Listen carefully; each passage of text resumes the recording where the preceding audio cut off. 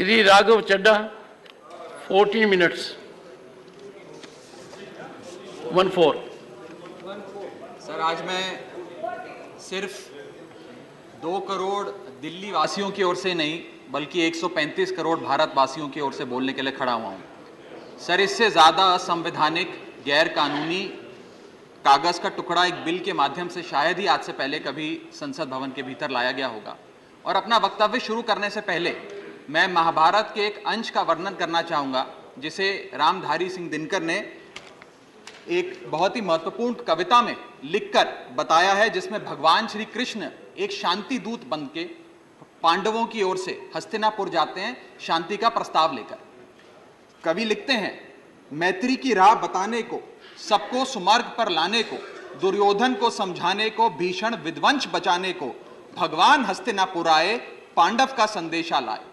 भगवान कहते हैं, दो न्याय अगर तो आधा दो, पर इसमें भी यदि बाधा हो तो दे दो केवल 5 ग्राम, रखो अपनी धरती तमाम, हम वहीं खुशी से खाएंगे, परिजन पर हंसी ना उड़ाएंगे। पर दुर्योधन वो भी दे ना सका, आशीष समाज की ले ना सका, उल्टा हरि को बांधने चला, जो असाध्य था उसे साधने चला, जब नाश मनुष्य पर छाता है, पहले विवेक मर जाता है।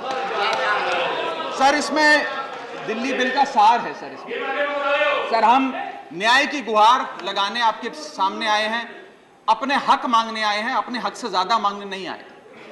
सर, मैं अपने वक्तव्य को 3 भाग में बांटता हूं। पहला कि ये बिल कैसे एक राजनीतिक धोखा है, पॉलिटिकल फ्रॉड है। दूसरा, ये कैसे एक संवैधानिक पाप है, कॉन्स्टिट्यूशनल सिन है। और तीसरा कि ये एडमिनिस्ट्रेटिव लॉकजैम यानी कि प्रशासनिक गतिरोध दिल्ली में कैसे पैदा कर देता है। सर, पहला राजनीतिक धोखा, यह कहानी है सर 1977 से लेकर 2015 की। लगभग 40 साल का लंबा संघर्ष भारतीय जनता पार्टी ने दिल्ली में पूर्ण राज्य का दर्जा स्थापित करने के लिए किया। 1977 में जब 3rd मेट्रोपॉलिटन काउंसिल दिल्ली में था, उसमें जनता पार्टी की सरकार थी। उन्होंने मता पास कर कहा कि दिल्ली को पूर्ण राज्य का दर्जा बनाएंगे। लगातार पूर्ण राज्य की दर्जे की मांग करते करते करते करते ये 1989 का लोकसभा का मैनिफेस्टो में बीजेपी का लाया हूं। 1989 के मैनिफेस्टो में पेज नंबर 361 पे पॉइंट नंबर 10 पे ये कहते हैं, ग्रांट स्टेटहुड टू यूटी और दिल्ली। यानी कि 1989 से लेकर लगातार ये लोग दिल्ली को पूर्ण राज्य का दर्जा दिलाने की मांग करते रहे। यहां तक कि जब 1991 में कांग्रेस की सरकार ने दिल्ली में विधानसभा का गठन किया, उससे भी ना पर्याप्त मानते हुए लाल कृष्ण आडवाणी जी, मदन लाल खुराना जी सबने बयान दर्ज कराए कि यह भी दिल्ली के साथ न्याय नहीं है, दिल्ली को पूर्ण राज्य का दर्जा मिलना चाहिए और हम इसके लिए आंदोलन चलाएंगे। और लगातार इन लोगों ने संघर्ष किया, आंदोलन किया। सर, 1998, 1999 में फिर अपने मैनिफेस्टो में बीजेपी ने, ये 1999 का मैनिफेस्टो है, ये जारी कर कहा कि हम दिल्ली को पूर्ण राज्य का दर्जा देंगे। Page number 132 point number 31, we will give full statehood to Delhi. Sir, इन लोगों ने बड़ा आंदोलन चलाया, संघर्ष किया, सड़कों पे लाठियां खाई, न जाने क्या क्या किया दिल्ली को पूर्ण राज्य का दर्जा दिलाने के लिए। और अंततः वो दिन आया जिस दिन वाजपेयी सरकार के उप प्रधानमंत्री आदरणीय लाल कृष्ण आडवाणी जी इस सदन के भीतर एक बिल लाए, द कॉन्स्टिट्यूशनल अमेंडमेंट बिल 2003, जो दिल्ली को पूर्ण राज्य का दर्जा देता है। यह बिल आडवाणी जी इस सदन के भीतर लाए और कहा कि दिल्ली को अधिकार देने की जरूरत है, दिल्ली को पूर्ण राज्य का दर्जा भाजपा दिलाएगी। यहां भी बात खत्म नहीं होती सर। इसके बाद 2013 के अपने मैनिफेस्टो में बीजेपी ने कहा हम पूर्ण राज्य का दर्जा देंगे। इनकी जून 2013 में नेशनल एग्जीक्यूटिव की मीटिंग हुई, उसमें मता पास कर कहा हम दिल्ली को पूर्ण राज्य का दर्जा देंगे। यहां तक कि इनके सांसद डॉक्टर हर्षवर्धन ने बयान दिया कि जब आदरणीय नरेंद्र मोदी जी देश के प्रधानमंत्री बनेंगे, हम दिल्ली को पूर्ण राज्य का दर्जा देंगे। ये इन सब ने सर लगातार बातें कही और दिल्ली को पूर्ण राज्य का दर्जा दिलाने की मांग लगातार भारतीय जनता पार्टी दिल्ली वालों के सामने रखती रही। सर, ये बिल सिर्फ संविधान का और लोकतंत्र का अपमान नहीं है, यह बिल लालकृष्ण आडवाणी जी का, अटल बिहारी वाजपेयी जी का, मदन लाल खुराना जी का, सुषमा स्वराज जी का, अरुण जेटली जी का, सबका अपमान करने का और उनके 40 साल के संघर्ष को मिट्टी में मिलाने का काम करता है। सर, मैं माननीय गृह मंत्री जी का बयान लोकसभा में सुन रहा था। उन्होंने कहा कि नेहरू जी ने, पंडित नेहरू ने यह बात रखी थी कि दिल्ली को पूर्ण राज्य का दर्जा नहीं मिलना चाहिए। मैं माननीय गृह मंत्री जी से कहना चाहता हूं, नेहरूवादी मत बनिए, आडवाणीवादी बनिए, वाजपेयीवादी बनिए और दिल्ली को पूर्ण राज्य का दर्जा देने का आज आपके पास ऐतिहासिक मौका है। दिल्ली को पूर्ण राज्य का दर्जा दीजिए। सर, इस बिल को लाने का असल कारण क्या है? यह बिल क्यों लाया गया है? पिछले 25 साल में दिल्ली में 6 बार विधानसभा के चुनाव हुए। 6 के 6 चुनाव भारतीय जनता पार्टी बुरी तरीके से हारी। यहां तक कि 2015 और 20 में आजाद भारत के इतिहास की सबसे बड़े जनादेश की सरकार अरविंद केजरीवाल ने दिल्ली में बनाई। क्योंकि ये पिछले 25 साल चुनाव नहीं जीत पाए और अरविंद केजरीवाल और आम आदमी पार्टी के आने के बाद ये जानते हैं कि अगले 25 साल भी ये लोग चुनाव नहीं जीत पाएंगे, तो सरकार को नष्ट करने का काम कर रहे हैं। ना रहेगी सरकार और ना रहेगा चुनावों का महत्व, ना रहेगा बांस, ना बजेगी बांसुरी। लेकिन मैं आज इस मंच से भाजपा से अनुरोध करूंगा कि कम से कम लालकृष्ण आडवाणी जी को न्याय दीजिए, कम से कम उनकी इच्छा पूरी करिए, दिल्ली को पूर्ण राज्य का दर्जा दीजिए। सर, मेरा दूसरा भाग कि कैसे यह बिल एक संवैधानिक पाप है। सर, पहली चीज, ये abuse of ordinance making powers है, आर्टिकल 123 जो संविधान का देता है। संविधान ये कहता है, और वाईवी चंद्रचूड़ साहब का AK Roy versus union of India एक बड़ा महत्वपूर्ण लैंडमार्क जजमेंट है, जिसने कहा कि ऑर्डिनेंसेस सिर्फ आपातकालीन और विषम परिस्थितियों में लाए जाएंगे।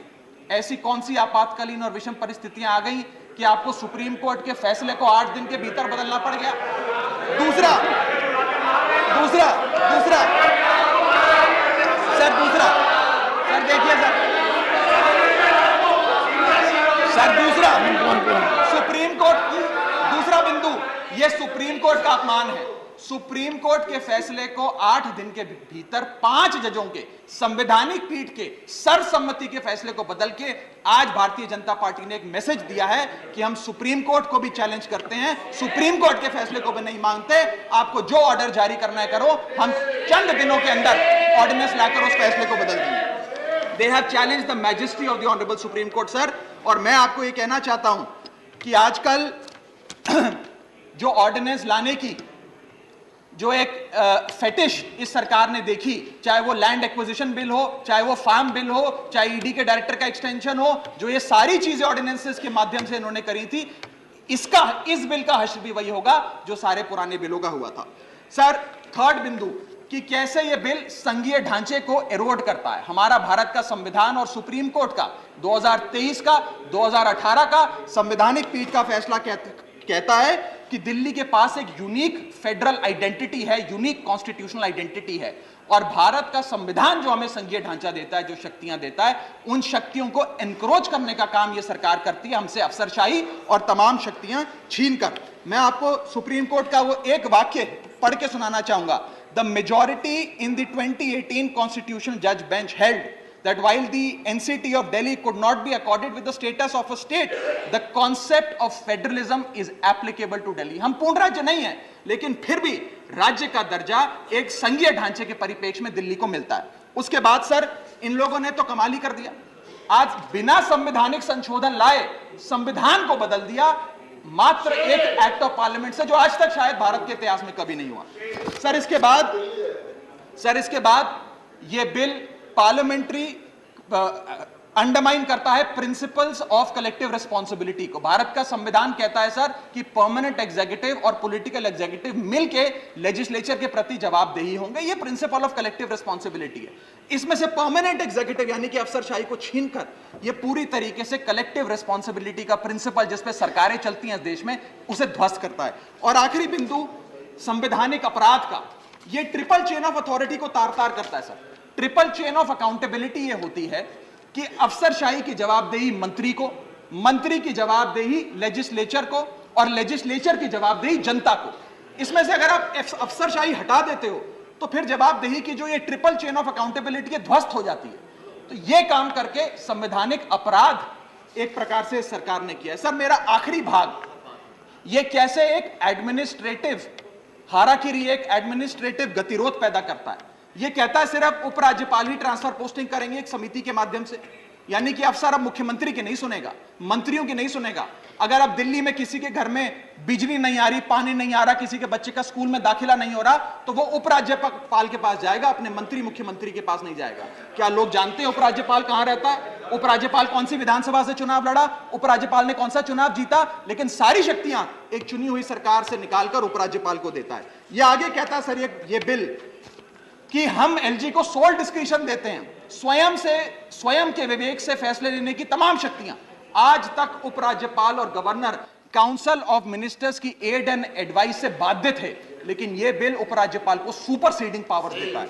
आगे सर यह बिल जितने भी ब्यूरोक्रेट्स हैं उन्हें एक जुडिशियल अथॉरिटी बना देता है। यह कहता है अफसरशाही तय करेगी कि मंत्री का फैसला सही है कि मंत्री का फैसला गलत है, और अगर अफसर को मंत्री का कोई फैसला पसंद नहीं आया तो अफसर मंत्री का फैसला लागू करने से मना कर सकते हैं। और सर यह बिल अथॉरिटी, कमीशंस और कॉरपोरेशंस बनाने की, तमाम गठन करने की, नियुक्ति करने की शक्तियां सारी की सारी केंद्र सरकार को दे देता है, यानी कि सरकार की चाबी एक प्रकार से केंद्र सरकार को हाथ में पकड़ा देता है। सर माननीय गृह मंत्री जी ने कहा था कि आम आदमी पार्टी एक सुपारी सी जितनी पार्टी है, एक सुपारी जितनी छोटी सी पार्टी है। सर ये वो सुपारी जितनी पार्टी है जो आजाद भारत के इतिहास का फास्टेस्ट ग्रोइंग पॉलिटिकल स्टार्टअप कहलाती है। ये वो सुपारी जितनी पार्टी है जिसने 3 बार भाजपा को दिल्ली में हराया और 2 बार 2015 और 20 में आजाद भारत के इतिहास की सबसे बड़ी जनादेश की सरकार बनाई। ये वो सुपारी जितनी पार्टी है जिसने पंजाब में भाजपा को लगभग शून्य पर लाकर खड़ा कर दिया।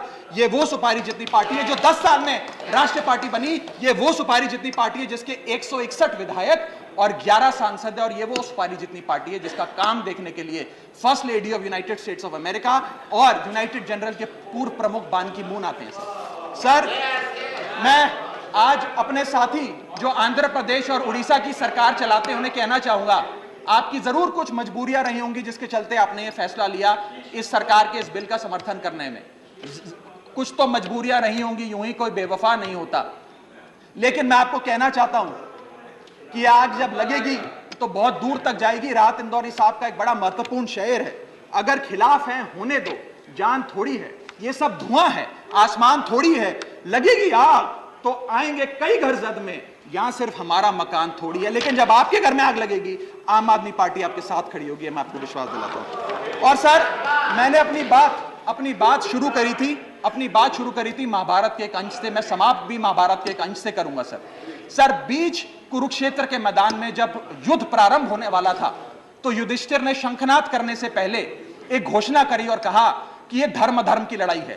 मेरी सेना में खड़े मेरे पीछे जितने योद्धा हैं, अगर उन्हें लगता है कि धर्म मेरे साथ नहीं कौरवों के साथ है तो मेरी सेना छोड़कर सामने वाली मेरे दुश्मन की सेना में जाकर खड़े हो जाएं, उनकी ओर से युद्ध करें।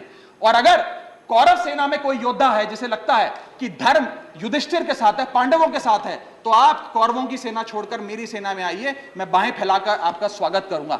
उस समय कौरवों का एक भाई युयुत्सु कौरव सेना छोड़कर पांडवों की ओर आया और पांडवों की ओर से युद्ध लड़ा। मैं उसी बात का जिक्र करते हुए आज इस सदन में बैठे तमाम सांसदों को कहना चाहता हूं, राज्यसभा काउंसिल ऑफ स्टेट्स है, हम लोग काउंसिल ऑफ स्टेट्स है, जहां ज्यादा जिम्मेदारी बनती है राज्यों के हकों की, अधिकारों की रक्षा करने की। मैं मांग करता हूं आज आप लोग पार्टी लाइन से ऊपर उठकर, विचारधारा से ऊपर उठकर संविधान को बचाने के लिए, लोकतंत्र को बचाने के लिए इस बिल को हराइए।